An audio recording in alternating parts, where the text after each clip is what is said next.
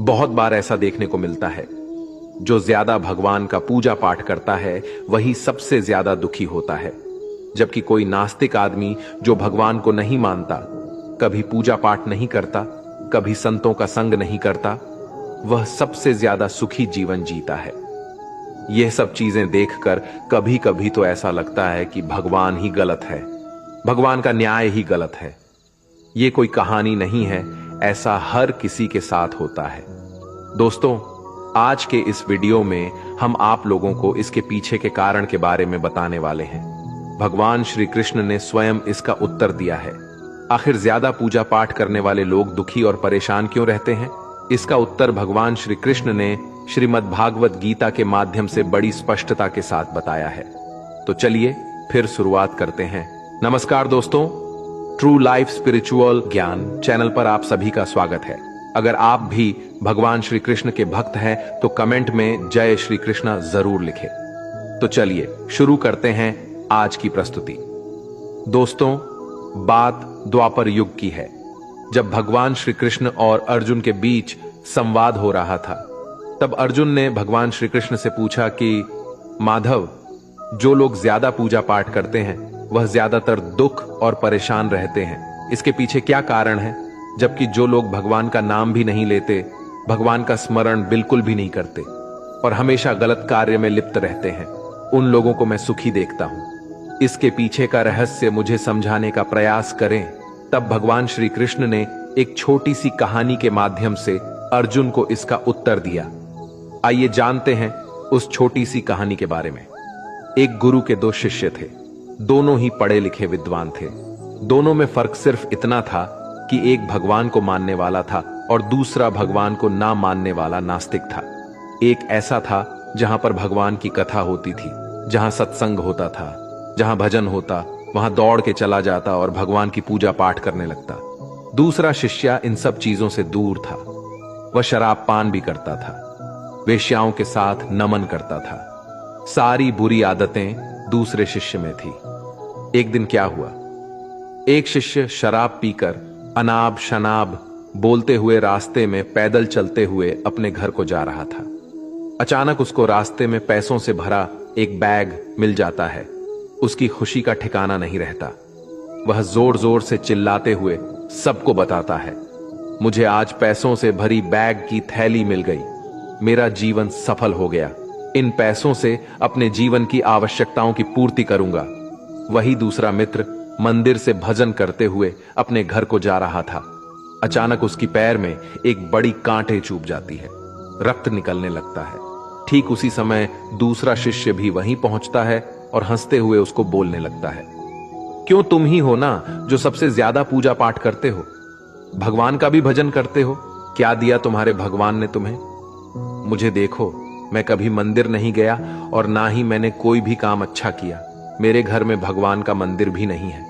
मैंने कभी अपने घर में सत्यनारायण का कथा नहीं कराया, भगवान के सामने कभी माथा नहीं टेका, फिर भी मैं कितना संपन्न हूं, अमीर हूं। मेरे पास पैसों की कोई कमी नहीं है, सबसे ज्यादा सुखी जीवन मैं ही जी रहा हूं। अच्छे शिष्य को उसकी बात चुभने लगी।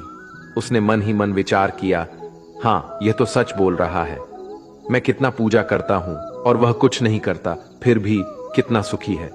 इतना सोचते हुए वह अपने गुरु के पास चला जाता है और यही प्रश्न गुरु से करता है।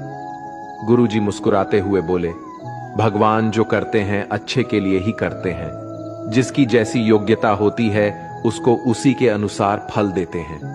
अब तुम्हारे प्रश्नों का उत्तर तुम जानते हो।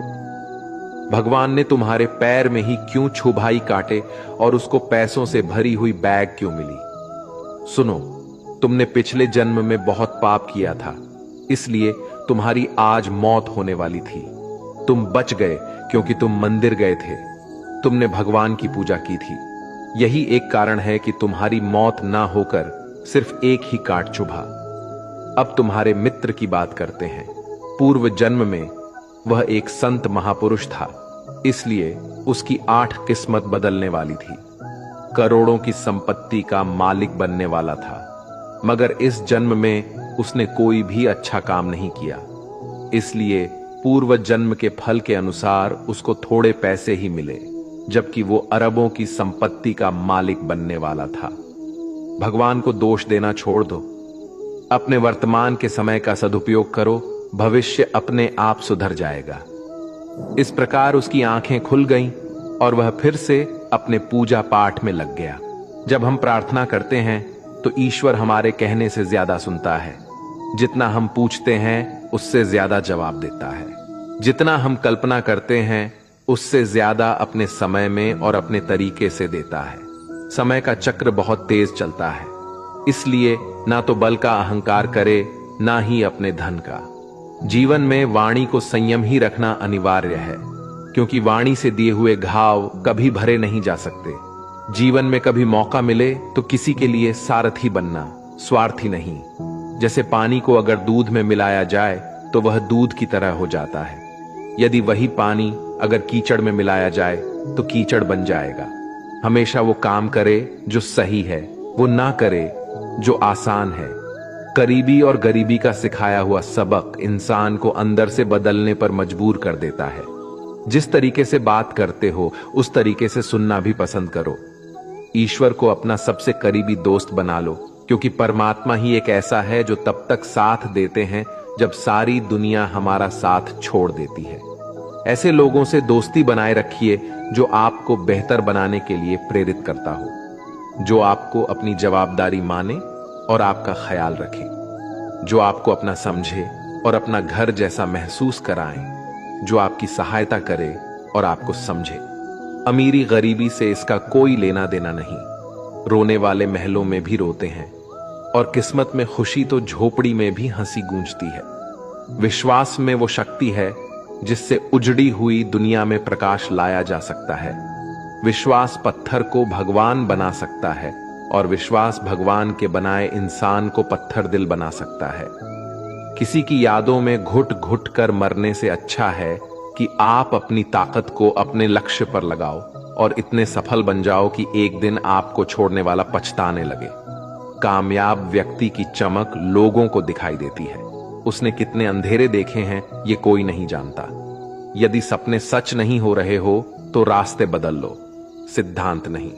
तो दोस्तों, आज के लिए बस इतना ही। उम्मीद करते हैं हमारे द्वारा दी गई जानकारी आपको पसंद आई होगी।